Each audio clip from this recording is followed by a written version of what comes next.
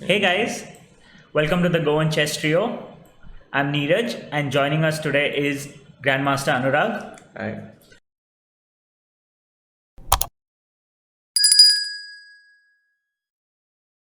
In today's video, we shall see the game played between the prodigious Grandmaster Alireza Firouzja, and playing the black pieces is a Russian Grandmaster Vitiugov Nikita.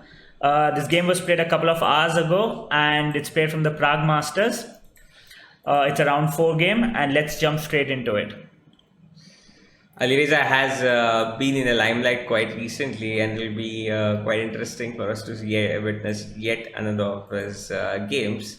Well, Yeah, he indeed plays very interesting games. well, So let's start. Let's see how. So white starts off with e4, Vitiugov replied e5, knight f3, knight c6, bishop b5, a6. This is the Ruy Lopez. Bishop a4, knight f6, castles. Vitiugov played the move bishop e7, and Alireza played d3. Well, the closed Lopez, and this was quite popularized by Swidler, played often with both colors, in fact. And white renews the threat of bishop takes c6, followed by knight takes e5, because the e4 pawn is now protected. So for b5, Alireza went bishop b3, d6, c3. This is all standard in the closed Ruy Lopez. Vitiugov went castling. Alireza played h3, and here Vitiugov played the move h6. Firouzja continued with a4, and this move is certainly not as popular as its counterparts. White could have gone for rook e1 or knight bd2, but he chose a4, and you don't find as many games in the database as you would find in the other moves. Yeah, but quite a standard idea in the Ruy Lopez system. So a into b5 is an immediate threat, and white also opens up the a2 square for the bishop. Maybe he could utilize the bishop, like it could retreat the bishop back on a2 in case it comes under the attack via knight a5. Okay. Yes. So black played bishop b7. White went rook e1. Very standard in the Ruy Lopez, creating space for the b1 knight to maneuver himself to e3 or to g3. And in this position, black played the move rook e8. Rook e8 is a common idea you see, especially after black has played the move h6, because the white knight can no longer come to g5 and annoy black like this. Exactly. Now, actually, this position, I see a lot of similarity to Zaitsev, especially, let's say, after knight d2, Okay. as he played in the game. Yeah. Yes. And bishop f8. Well, I believe d4 converts to the Zaitsev systems, if I'm not mistaken. Yes, and I think there are several games in this particular position on the database. Indeed, quite a popular opening, and quite a complex one also. But Alireza decided to just continue with his initial plan of playing knight f1 with the idea of knight e3. Well, yes, playing in the spirit of the closed Ruy Lopez. Exactly. So Vitiugov played knight a5, and Alireza played the move bishop c2. But I would like to know, why didn't Alireza go and play the move bishop a2? Because bishop a2 looks like a very natural move. White is keeping his bishop on the long diagonal, probably, which looks like the best diagonal in this position.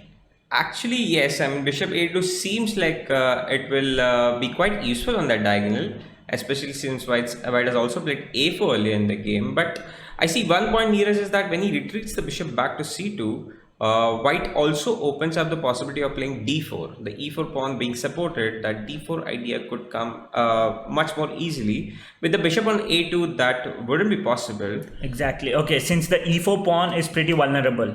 Indeed. Okay. One more thing that we should keep in mind when we go bishop a2 is that when the bishop comes on a2, it's blocking the rook on a1 and killing white's any possibilities of getting any active ideas on the a file with a into b file, and that could also be a drawback. I mean, it's a potential open file, I believe, right? Yes, that white wouldn't be able to exploit. With so the entire purpose of the a4 move would probably be lost if you play bishop a2. Yes, I mean that would be a point to note here. So Alireza played bishop c2, and in this position, Vitiugov played c5. Alireza played knight e3, just improving his knight, ready to come to any of the squares when needed.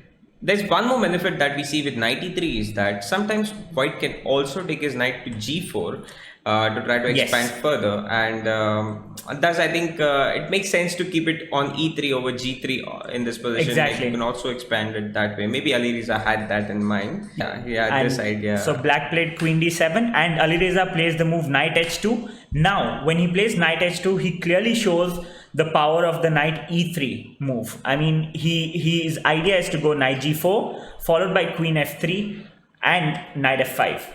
Yes, indeed. A standard way to open up and gain some space on the king side, getting some attacking possibilities there. Queen to f3 would indeed be a strong move to get your attack going even further. Yeah, So- we see this quite a bit in the ruler pairs. White tries to attack on the king side and black counter-attacks on the queen side. And many a times if black can neutralize white's attack on the king side, there is some kind of play for him on the queen side, right? Exactly, yes, you're right about that. But here in this position, we can see something interesting. White is trying to attack on the king side, as well as has got a4 as a move here, which allows him the possibility of even opening up on the queen side and getting some pressure there. So it'll be quite interesting to see how it goes further. So Vitiugov continued with d5. Certainly he can't just be a sitting duck and wait for white to attack. So he played the move d5. Okay, so white played a takes b5, a takes b5, very timely, making sure that the rook is in the game. Exactly. And here Alireza played the move queen f3. Indeed, yes, continuing with the natural response here. So black played c4. Now c4 is a strong move, definitely asking white's center the question, what are you going to do? Because black has this immediate idea of c takes d3 followed by d takes e4. Yeah, once again he's trying to create some possibilities and openings in the center. But we should first look at also the mode d4, like without c4 on the board. Okay. Black can also play d4, but the problem with this is like the center gets quite locked out. Although black is trying to close down the position, it will make it easier for white to continue with some possibilities on the queen side, on the king side. Knight f5 also opens up some dangerous possibilities of knight h6 to follow there, which Yes, exactly. would be It's actually, in fact, it's an immediate threat. Yeah, exactly. It's an immediate threat, and black cannot really get g6 or something going to prevent it. So yeah, this is little bit quite strong for white already. Okay, hence black just played the move c4. Yes, definitely. And for c4, Alireza continued knight h4. And the normal person would say that the strongest threat here for white is knight takes f6. But actually white has this very dangerous threat of queen takes f6. Also simply winning up the piece. Yes, that's right. Knight takes f6 would just win a pawn, but queen takes f6 would definitely queen takes f6 would lead to a piece up after queen takes. If black takes back with the pawn, white has knight takes f6 followed by knight takes d7 and simply a piece up. Yeah, indeed, yes. That would be an immediate resignation there. Yes, so Vitiugov played knight takes g4, and he played d takes e4. White just recaptured with the pawn. And when you look at this position, it clearly seems like this bishop does not have this open diagonal anymore. And yes, that's why black played the move d takes e4. Well, it does tend to keep the bishop on c2 a little bit passive, but white has other ideas to expand. Like at the moment, I can see that the current threat is bishop to h6. There are some indeed some definite tactics coming in and flowing in quite nicely. Bishop takes h6, knight f6, winning the queen, and there'll be some other dangerous ideas also coming up here. I believe, like after queen g3 or so, white can even expand further and open up.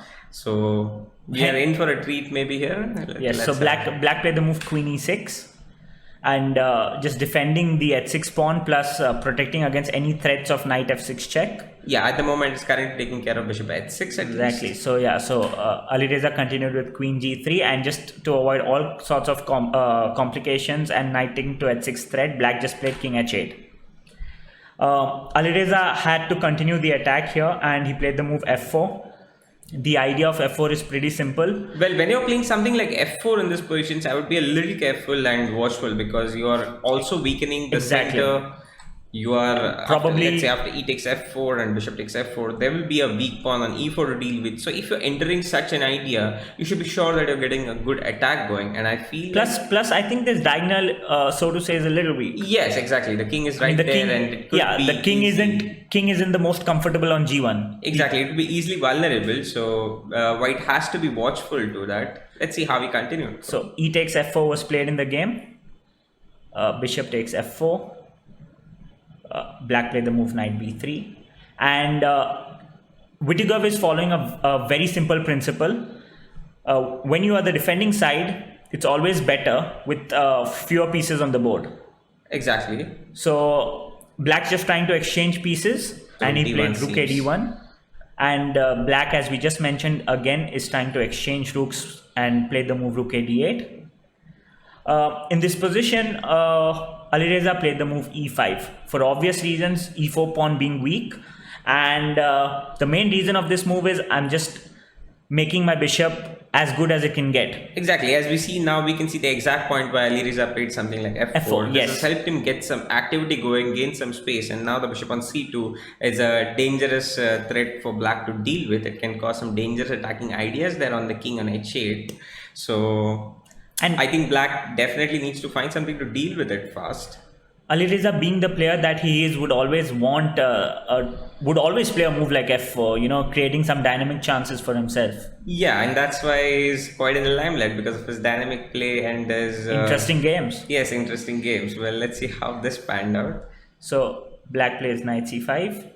Well, I can clearly see what Vitiugov is trying to do here is trying to get something like, let's say if you give black a move, rook into d1 and bishop e4 is one thing. Okay. I would try to get rid of the bishop immediately on c2, a potential threat. Yeah. Also, I would also think of something like knight d3, maybe giving up a pawn to get Okay. rid of the dangerous bishop. Yes, because the c2 bishop seems like the white's strongest piece. At the moment, yes, it can become a dangerous piece pretty soon, and maybe even giving up a pawn to deal with it would be okay for black because Exactly. the bishop on b7 also for black is quite strong. So that would be an interesting thing to see if it happens out. So white went rook takes d8, black played rook takes d8. Well, white gave up the d file, so I believe maybe he had something in mind. had to have something in mind. And Alireza just shows exactly what he had in mind with his next move. This boy just doesn't allow you to take your eyes off him. Maybe you should pause the video and let our viewers. Okay, we just Well, killed the suspense with knight You f6. just killed the suspense though, but that's fine. Maybe you have something else in store. Exactly. This game just doesn't end with this one move. There's a lot more to come. Well, So- maybe let's hope that this is the start of the great combination. Exactly. So when knight f6 was played by Alireza, there are definitely so many moves black can play. The question number one is, can black just capture this piece? Well, to be honest with you, I will indeed need to spend some time calculating here. But after g takes f6, I feel that the king on h8 can be exploited, although I'm not sure. Maybe something like queen h4, maybe following up with some Yes. bishop h6 ideas. So actually that was played in the game. So we'll keep that for a little later. We'll just look at the other candidate moves that black could have played. Well, if you ask me, I would still consider knight d3 to be an interesting Okay, possibility exactly. here. For obvious reasons, you're trying to block the bishop as well as you're attacking the rook. Yeah. But in this position, white has this beautiful move, bishop takes h6. Oh, that's quite indeed spectacular. And I cannot capture g takes h6 because of queen yes. g8. And Could you tell me why? I mean, knight takes e1 seems obvious. well, I definitely will give the viewers a chance here because I figured out the solution. And you could also try to find the same. If you find it, that would be quite nice here. It's a very simple combination, and yes, the move is. The move is bishop takes g7 indeed. And if black plays bishop takes g7, white has queen h4 check, bishop h6, queen takes h6 is made. A picturesque one there. That would be spectacular to get in the game. But yes. at the top level, probably you wouldn't witness this more Much. often. Okay, certainly black's not going to miss this. So for knight d3, bishop takes h6, black has the option of g takes f6 now. And for g takes f6, what do you think white should play here? Well, white could think of playing something like queen h4 or Okay, for queen h4, Probably can black just play the move bishop takes h6? Probably bishop takes h6 would not work. Okay, bishop takes h6 Well, certainly. I feel after queen h6 and king g8, I feel like rook e3 would be quite dangerous for black side. Yeah, I don't see a good way for black. It seems impossible to defend against this. Well, there's one way he can try to pin the queen with pin the rook with queen b6, but I feel like now I can capture back on f6 and g7 threat will be too difficult for black to deal with. So I think this should be lost. So in this position, knight d3 does not work, and if black plays the more interesting move queen b6 actually, probably that would be quite interesting. Queen b6 is pretty hard to find actually. You know, everything's happening on the king side and suddenly you're playing a move on the queen side. Well, what if I go with something like just move the king to h1? Like, does that make a difference? Like maybe yes, probably king h1 would make a mistake because you no longer get that discovered attack on the queen here. So black can just pick up, you know, the knight on. Okay, yes. And if I continue, let's say with queen h4. With queen h4, black has f takes e5, and now my queen is defending the pawn. Oh yeah, maybe that was not possible with the queen on e6. Exactly, because the rook attacks. Yes, the rook on d8 was hanging.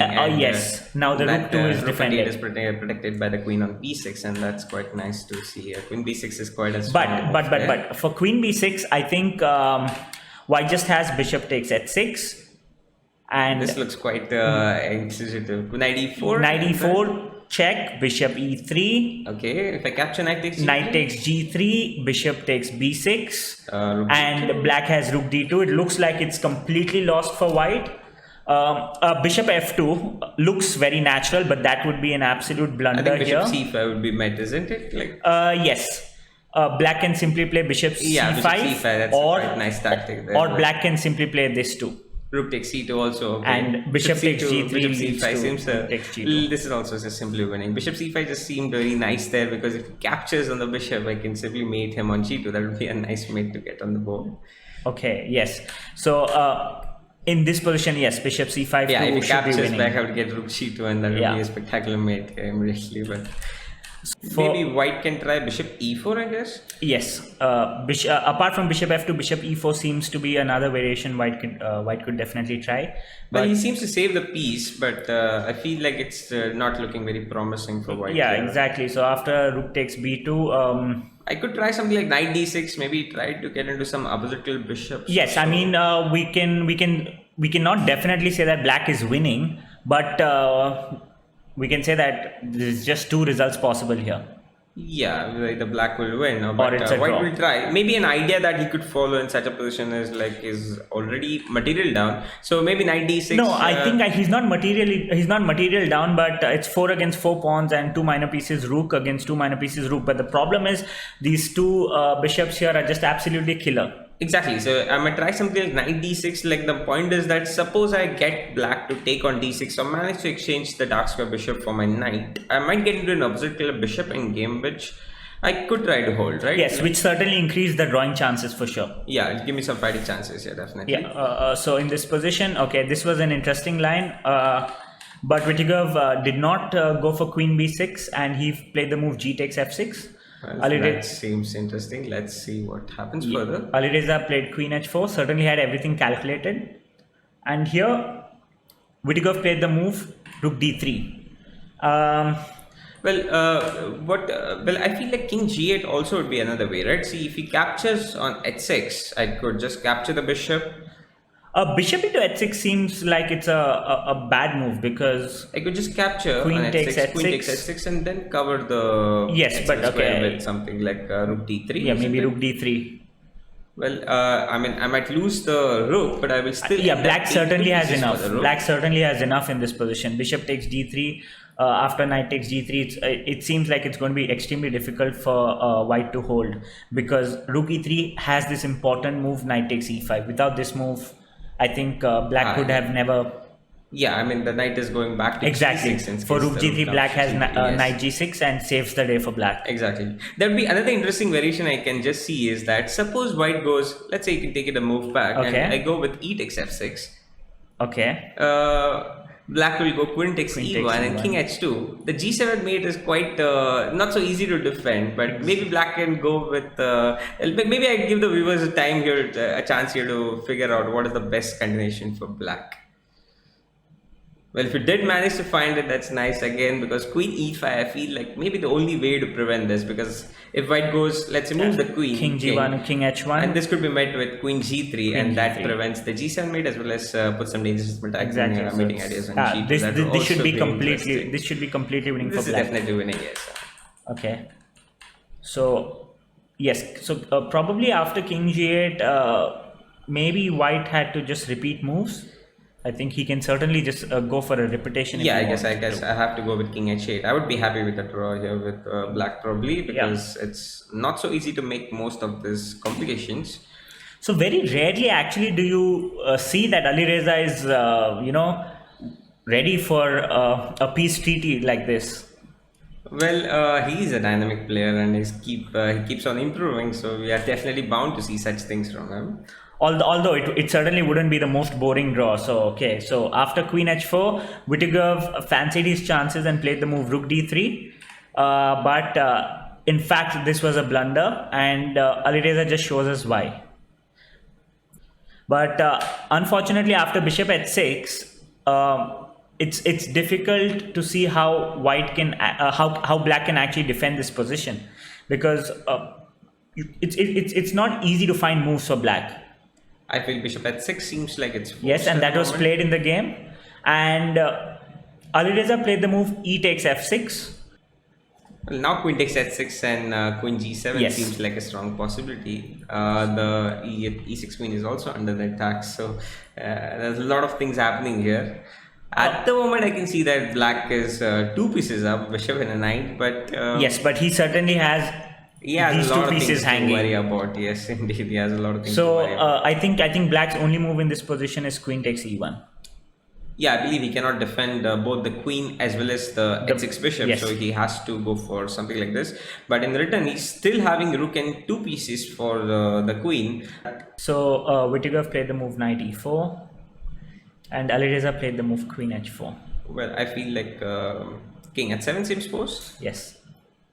Alireza played the move king at Vitiugov played the move king at 7, and in this position, queen h5 was played.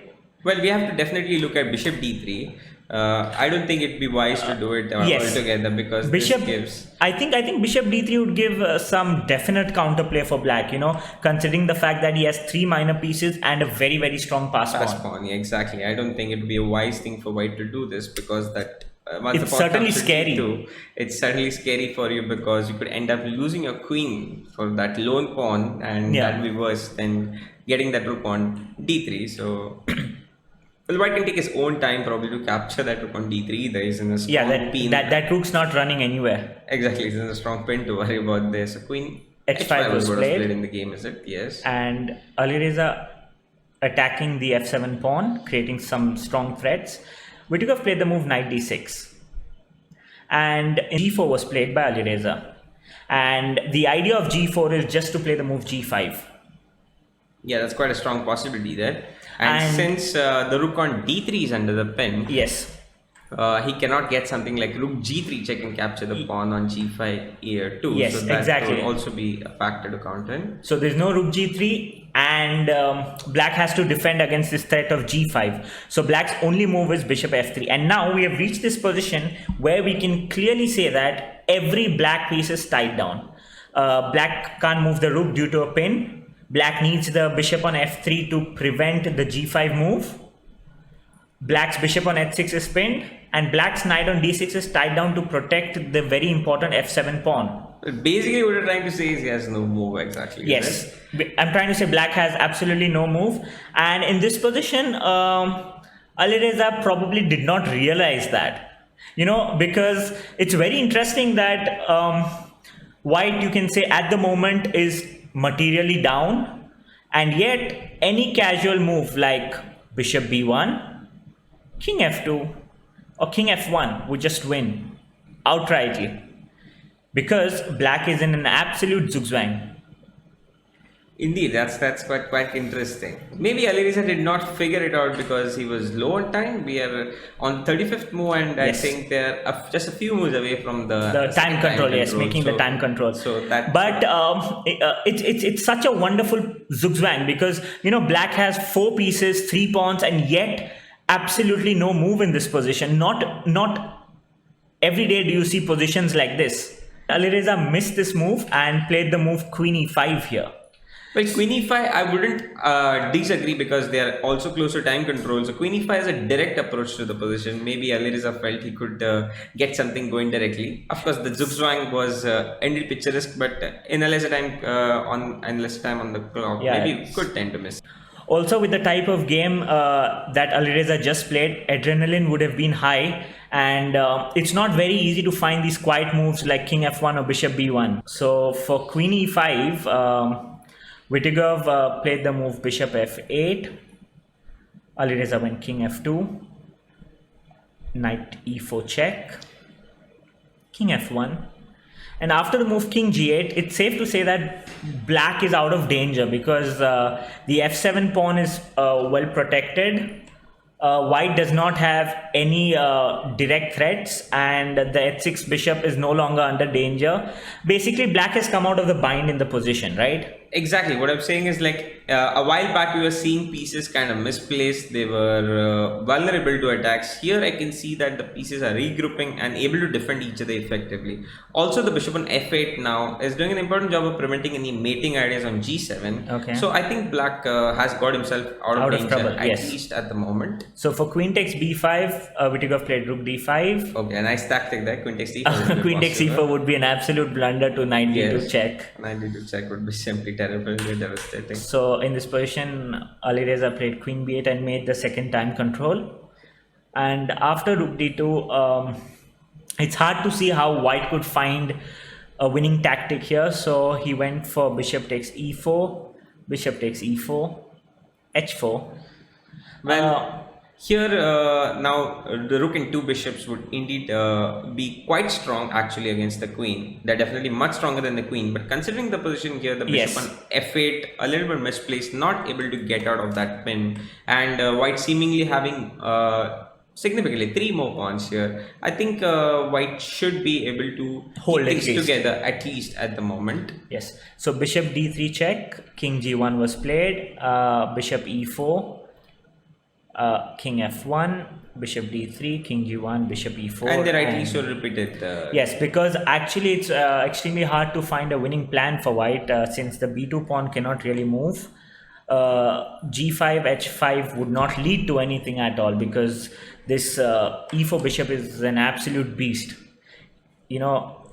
Probably creating some threats here as well as defending the G6 square pretty well. Yeah. And if White tries to make a pass pawn on the queen side, let's say with something like B3, Okay. that wouldn't be a good situation because Yes, I think black can just capture. yeah, and if you capture back with the queen, you're leaving that bishop Yes. and leaving that pin. So once the bishop comes into the game, I think black should capitalize on it. It will be a risky thing for More White or to less, try. it should lead to a black win. Yeah, not very clearly, but definitely like it will be black who's going to be playing for a win here because the 2 bishops are just too powerful here, supplemented by the rook. The queen wouldn't have much unless black blunders. I don't think black has too much to worry about here. White would definitely not want to allow both the bishops to be activated in this manner, so B3 wouldn't make too much sense. And thus, I feel like a draw was A fair result. fair result here. So, I mean, the game ended in a draw, but certainly nobody could say that this was a boring draw. Indeed, not a boring draw at all. I mean, there were a lot of interesting twists and turns there early on in the game, as well as in the heat of the moment when both players were trying to make the time control with less Yes. time on the clock. They did tend to miss opportunities there. And Alireza could have had a picturesque finish with Yes, the that- brilliant Zugzwang. That certainly is the one for the keeps. That kind of victory when you play a move like Bishop B1, Zugzwang, and your opponent probably looks at you and says, okay, I have absolutely no move. Exactly. You're elated with such kind of victories, and that stays with you for quite some time. But It was unfortunately, an ultimate Zugzwang not to be. Yeah, it was a missed opportunity, but I'm sure Alireza will be coming up with more such things for us in the future. Yeah, And he's certainly a very interesting player, and will come up with more interesting games. And I hope you like this video. If you like the video, hit the like button, and please do subscribe to us to follow even more interesting videos of ours too. well, hit the bell icon to stay updated. And let us know what would you want to see in future in the comment section below. Well, see you soon in the next video. Yes.